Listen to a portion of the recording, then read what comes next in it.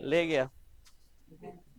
चलो देखो, सुनो, तो डोमेन और रेंज, डोमेन और रेंज कल अंतिम दिन डोमेन और रेंज पढ़ा दिए थे।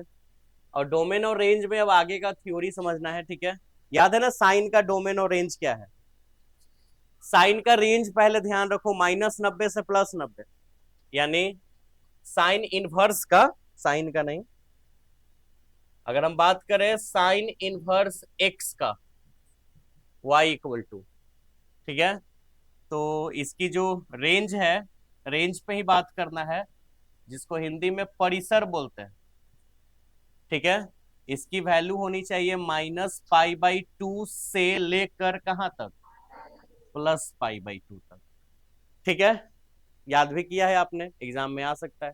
इसको ऐसे भी लिखा जा सकता है ना, y बिलोंग्स टू -π/2 π/2, ऐसे भी लिख सकते हैं हम लोग। अब बात क्या है, अगर आपको ऐसे क्वेश्चन दिखाई दे, ध्यान देना, साइन इनवर्स साइन π/3, ठीक है। तो सबको पता है, आपने ये फॉर्मूला पढ़ा था कि साइन इनवर्स और साइन एक्स रहे, तो साइन इनवर्स साइन एक्स का वैल्यू सिर्फ एक्स होता है। इसी तरह से कॉस इनवर्स और कॉस एक्स होता तो उसका भी वैल्यू एक्स होता। तो यहां भी तो समझ में आ रहा होगा कि साइन इनवर्स है और साइन है और ये एक्स है, एक्स के जगह पर π/3 है, तो आंसर π/3 होना चाहिए। डेफिनेटली आंसर π/3 ही होगा। हम यहाँ पे आंसर π/3 लिख सकते हैं, बिल्कुल सही। लेकिन अगर यही क्वेश्चन ऐसे हो, साइन इनवर्स साइन 2π/3, ठीक है, तो रूल के according sine inverse sine x की वैल्यू एक्स होती है, इसी तरह साइन इनवर्स साइन 2π/3 की वैल्यू भी 2π/3 होनी चाहिए। लेकिन ये बिल्कुल सही है, लेकिन ये गलत हो गया आंसर। अब ऐसा क्यों? तो हमको ना रेंज चेक करना है, साइन इनवर्स के रेंज में अगर वैल्यू है तो ठीक है, अगर नहीं है तो हमको रेंज में लाना होगा। जैसे आप देखो π/3, तो पाई मतलब 180 और 3 डिवाइडेड में 3, तो 180/3 60। और साइन इनवर्स का रेंज क्या होता है, -90 से +90, तो -90 और +90 के बीच में 60 आता है ना, 60 डिग्री आता है, तो इसका मतलब ये डायरेक्ट कैंसिल होकर आंसर रहेगा π/3। लेकिन आप 2π/3 को चेक करो, 2π/3 मतलब 2 की वैल्यू 180/3 कितना आएगा, और 120 साइन इनवर्स का रेंज नहीं, क्योंकि साइन इनवर्स का जो रेंज है वो 90 तक ही है ना मैक्सिमम, और मिनिमम -90 तक। तो आपको 120 चला गया, यानी 90 से पार हो गया ना, तो आपको कुछ ऐसा दिमाग लगाना है, ठीक है। क्या दिमाग लगाना है, एक ऐसा दिमाग लगाना है, एक ऐसा काम करना है कि हम साइन 2π/3 को, किसको, ये है ना क्वेश्चन, हमको क्या करना है, साइन 2π/3 को ऐसे रूप में लिख देना है जिससे उसके वैल्यू में कोई फर्क भी ना पड़े और रेंज में भी आ जाए। मतलब साइन 120 डिग्री है, साइन 2π/3 मतलब साइन 120 डिग्री, तो साइन 120 डिग्री को इस रूप में लिखना है कि वो 90 के अंदर चला जाए, 90 के रेंज में, मतलब साइन इनवर्स के रेंज से मैच कर जाए, और साथ साथ उसके वैल्यू पे फर्क भी ना पड़े, ऐसा कुछ करना है। तो करना बहुत आसान है। अब हम आपको इसका सॉल्यूशन समझाए। 1 नंबर का क्वेश्चन यहां से भी आना है, एकदम आएगा ही आएगा, confirm. Sine inverse sine inverse, sorry question ऐसे नहीं, ऐसे होगा ना, साइन 2π/3। सुनिए, अब आपको इधर रफ में ऐसे हिंट लेना है और इसको चेंज करना है। सबसे पहले साइन 2π/3 है, मतलब कि साइन ये 120 डिग्री आ रहा है ना, अभी तो हम आपको करके दिखाएं, इसको रेंज में लाना है। रेंज में लाना बहुत आसान है, कैसे, देखो, ये अगर वैल्यू, इस बात को सुनना है, इसी बात पे सारा खेल, ये जो वैल्यू है ना 120 डिग्री, अगर यह वैल्यू 180 से छोटा रहे तो 180 पे तोड़ना है, और अगर 180 से बड़ा रहे तो 360 पे तोड़ना है। 180 से छोटा तो 180 पे ब्रेक करना है, और 180 से बड़ा तो 360 पे तोड़ना है, ठीक है। तो अभी आप बताओ 120 डिग्री 180 से छोटा वैल्यू है या बड़ा, तो छोटा है तो इसको 180 पे ब्रेक करना। तो साइन 180 पे ब्रेक करना मतलब हम इसको 180 के रूप में कैसे लिखे, तो 180 - 60 लिख देंगे, नहीं, 180 180 के रूप में तोड़ना है तो 120 को 180 के रूप में कैसे तोड़े? तो 180 में से कुछ घटाना पड़ेगा तब ना 120 आएगा। तो नॉर्मल सेंस समझ आ रहा है कि 180 में से हमको 60 घटाना चाहिए। क्लियर? और इसके बाद इन सब को इस फॉर्मूला पे तोड़ना है, 90 into n plus minus theta, या तो प्लस थीटा या फिर माइनस थीटा। ठीक है, चलो उस पे तोड़ते हैं। तो साइन आ जाएगा, 2-3 क्वेश्चन। 180 180 को 90 इंटू पे तोड़ने के लिए तो 90 लिखना ही पड़ेगा, तो 90 गुने 2 लिखेंगे। अच्छा 360 पे तोड़ते हैं तो 90 गुने 4 लिखते हैं। 180 और 360 पे ही ब्रेक करना है। ठीक है, अच्छा माइनस उसका पीछे भी रीजन है, 180 और 360 पे क्यों तोड़ना है। ठीक है, लेकिन ये सब पढ़ाए थे आपको जब डिटेल पढ़ा रहे थे, अभी क्रैश कोर्स में हम आपको सिर्फ बनाने के लिए बताएंगे। तो 90 इंटू 2 माइनस 60 डिग्री। ठीक है, अब आपको ये जो ये एन है ना, ये इसी का पूरा खेल है। अगर एन हो सम संख्या मतलब इवन नंबर, कौन number? Even number.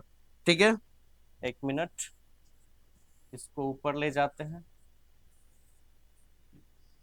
Even number तो ट्रिगोनोमेट्री फंक्शन में कोई भी चेंजिंग नहीं होगा। लेकिन अगर एन हो ऑड नंबर, कौन नंबर? ऑड नंबर मतलब विषम संख्या, विषम संख्या हो ऑड नंबर।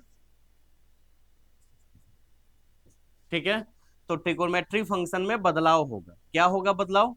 तो साइन थीटा बदल जाएगा कॉस थीटा में, और कॉस थीटा, टैन थीटा बदलेगा कॉट थीटा में, और कॉट थीटा, और कॉसेक थीटा बदलेगा सेक थीटा में, और सेक थीटा बदलेगा कॉसेक थीटा। क्लियर है? तो 90 इंटू 2। अब बताओ कि ये जो 2 है इसी पे खेल है सारा। ये सम संख्या है या विषम संख्या? यानी इवन नंबर है, सम संख्या है, सम संख्या यानी इवन नंबर। तो सम संख्या में कोई चेंजिंग नहीं ना, नो चेंज, तो ये कोई चेंजिंग नहीं होगा। तो सिर्फ ये साइन साइने में रह जाएगा, और अगर यहाँ पे 3 हो जाता तो साइन कॉस में बदल जाता। लेकिन फिलहाल यहाँ साइन ही रह जाएगा, और ये लास्ट वाली उतार देंगे। कितना डिग्री? Sign 60 degree. क्लियर है? बदल गया। साइन 120 डिग्री को हम क्या लिख सकते हैं? Sine 60 degree. एक और चीज चेक करते हैं, क्वाड्रेंट की संख्या। ठीक है ना? तो ये जो एन है, एन का 2 काम है। पहला एन का काम, एक मिनट,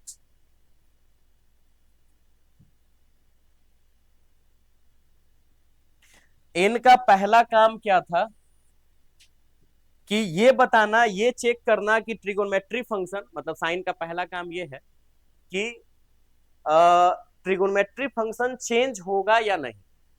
ठीक है, दूसरा काम इसका ये है कि इस किस क्वाड्रेंट में। ऐसा हूं देख के समझ सकते हो, 120 डिग्री है ना, पहला क्वाड्रेंट 0 से 90 होता है, और दूसरा क्वाड्रेंट 90 से 180, तो 120 डिग्री दूसरे क्वाड्रेंट में जाएगा, 90 से 180 वाले में। और इसको भी देख के समझ सकते हो क्या, 2 मतलब दूसरा क्वाड्रेंट, दूसरा क्वाड्रेंट में समझ सकते हो। ठीक है, लेकिन अगर यही प्लस होता यहां पर तो तीसरे क्वाड्रेंट में चला जाता, क्योंकि 90 गुने 2 180, और 180 प्लस 60 हो जाता ना। 180 प्लस 60 कितना? 240 थर्ड क्वार्टर में जाएगा कि नहीं? क्योंकि पहला 0 से 90, 90 से 180, और 180 से 270, तो 240 तो तीसरे में चला जाएगा। तो ये ध्यान रखना है। ठीक है, सीधा याद रखना कि अगर माइनस रहेगा तो यही क्वाड्रेंट की संख्या हो जाएगी 2, और अगर प्लस दे देना यहाँ पे तो समझ लेना कि क्वाड्रेंट की संख्या जितना एन का वैल्यू है ना उससे 1 बढ़ा देना। अगर 2 है तो 3 कर देना, 3 है तो 4 कर देना। हाँ, इसमें भी कंडीशन है कि 60 डिग्री कुछ डिग्री हो, मान लो प्लस करके 0 कर दे तो कोई फायदा नहीं, कुछ ऐड ही नहीं हुआ, तो वही रह जाएगा, 2 ही रह जाएगा क्वाड्रेंट। चलो अब ये देखो, अब अभी बताओ क्वाड्रेंट की संख्या 1 या 2? 2 ना, और 2 में हमने ट्रिक बताया था। क्या था वो ट्रिक? वो ट्रिक था ऑल स्टूडेंट्स टेक कॉफी ना। हाँ, टेक कॉफी, पहला वर्ड है ऑल, इसलिए फर्स्ट क्वाड्रेंट में यहां है ना, first quadrant sorry, all are positive, ये आपका फर्स्ट क्वाड्रेंट हो गया। शॉर्ट में लिख रहा है जल्दी से। स्टूडेंट्स का पहला लेटर एस है, तो एस से साइन, इसमें हो जाएगा sine and cosec are positive. तीसरा टेक है ना, क्या होगा? Tan and cot are positive, और फिर cos and sec are positive. Clear है बात? ये फर्स्ट क्वाड्रेंट, ये सेकेंड क्वाड्रेंट, ये थर्ड और ये। तो बताओ सेकेंड क्वाड्रेंट में कौन कौन प्लस होता है, साइन और, तो ये तो साइन ही है ना, तो इसमें ये क्या रह जाएगा, और आगे प्लस लिखना जरूरी भी नहीं है, ठीक है। तो चलो ये हो गया। अब बताओ साइन इनवर्स साइन 2π/3 को हम साइन 60, अच्छा साइन 60 को चेंज भी कर सकते हो, साइन 60 को हम π/3 लिख सकते हैं। अब कैसे, इसको भी चेंज करने का थ्योरी, डिग्री को अगर रेडियन में चेंज करना हो तो π/180 से मल्टीप्लाई कर देना, तो रिजल्ट क्या आएगा, तो हम इसको साइन π/3 लिख सकते हैं। अब π/3 मतलब 60 डिग्री, बताओ 60 रेंज में है कि नहीं, तो साइन से साइन इनवर्स किया और आंसर क्या। अब तुम देखो हमने क्या बोला था कि तुमको कुछ ऐसा दिमाग लगाना है कि इसका वैल्यू भी रेंज के रूप में आ जाए, रेंज में आ जाए, और कोई फर्क भी ना पड़े उसके वैल्यू पे। अब देखो सोचो कैसे, हम कैलकुलेटर लेते हैं, अपने पास साइन साइन 120 डिग्री था ना क्वेश्चन में, साइन 120 वैल्यू बताओ, 0.866 समथिंग, इतना याद रखो 0.866 आ रहा है।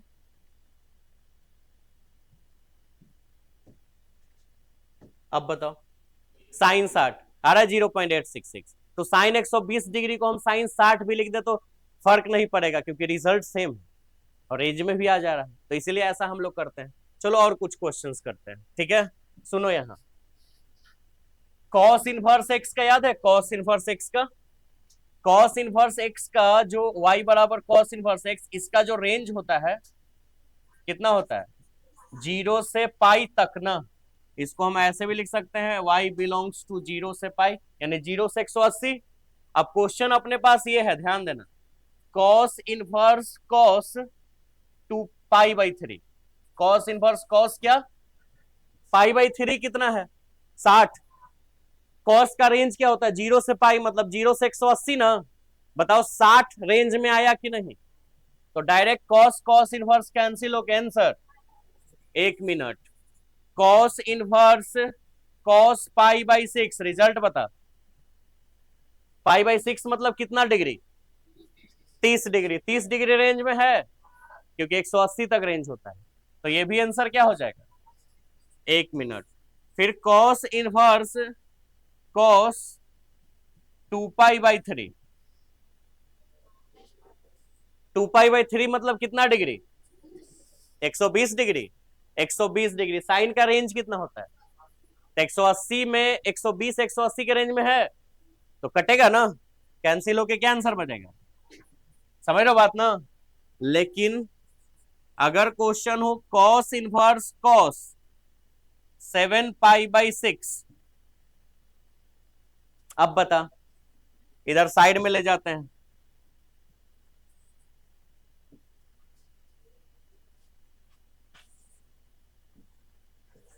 कॉस इनवर्स कॉस 7π/,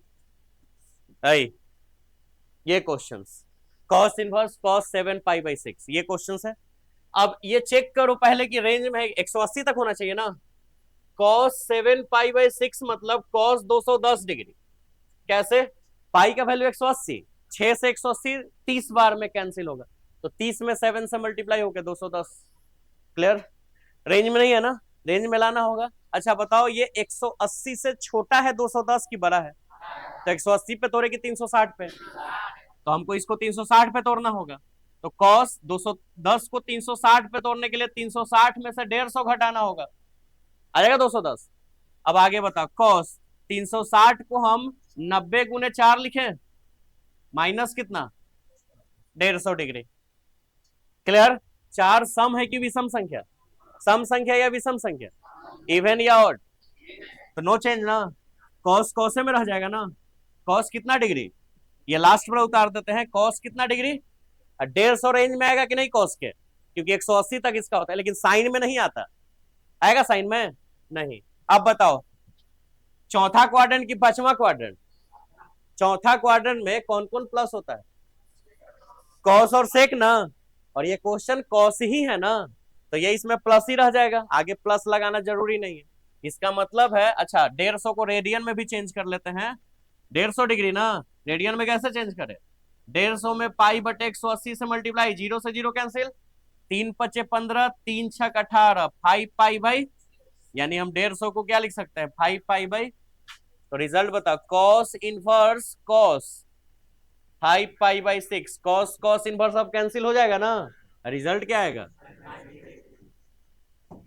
बनेगा ऐसे। क्वेश्चंस ट्राई करना, भेजेंगे होमवर्क इस तरह का, हम 3 4 5 क्वेश्चंस भेजते हैं, होगा ट्राई, नहीं होगा तो फिर कल हम लोग पढ़ेंगे, ठीक है। और एग्जाम सेंटअप एग्जाम है, ठीक है, आज से आपका, तो एग्जाम में ठीक है, आप जो बहुत सारा एग्जाम देते हो कॉलेज में और जैसे मन तैसे दे के कॉपी लिख के चलाते हो, लेकिन इस बार इस एग्जाम में पूरा 3 घंटा एग्जाम दो, ठीक है ना, जिससे पता चले कि हमसे कितना क्वेश्चंस 3 घंटा में हो पा रहा है, क्योंकि सेंटअप एग्जाम का मतलब एकदम बोर्ड जैसा एग्जाम होगा, ठीक है ना। और सेंटअप एग्जाम में जैसे क्वेश्चंस तुमको देगा, जितना ऑब्जेक्टिव क्वेश्चंस देगा, जितना सब्जेक्टिव देगा, एग्जैक्टली वही उतना ही क्वेश्चन तुम्हारे फाइनल एग्जाम में होगा। यानी आज के एग्जाम, पहला एग्जाम से तुमको ये क्लियर हो जाएगा कि तुम्हारे पास कितना ऑब्जेक्टिव क्वेश्चन फाइनल एग्जाम में आएगा, बाकी चीज जो भी है, ठीक है। तो पूरे 3 घंटे का 2 सब्जेक्ट का एग्जाम है ना एक दिन, किसी किसी कॉलेज में एक ही सब्जेक्ट का भी होगा, जो भी है 2 सब्जेक्ट हो या 1 सब्जेक्ट, आप पूरा टाइम आराम से कॉलेज में एग्जाम दो, पूरा लिखने का कोशिश करो, ठीक है ना। रिजल्ट आना इसका है नहीं, लेकिन फिर भी हम अपने तरफ से पूरा कोशिश करेंगे कि आंसर पूरा दे, पूरा टाइम ले और पूरा 3 घंटा टाइम यूज करके देखे कि कितना क्या हम कर पा रहे हैं। क्लियर है ना, पक्का, धोखा मत देना, नहीं तो तुम अपने लाइफ के साथ धोखा दे दो। चलो मिलते हैं नेक्स्ट क्लास में, बाय बाय।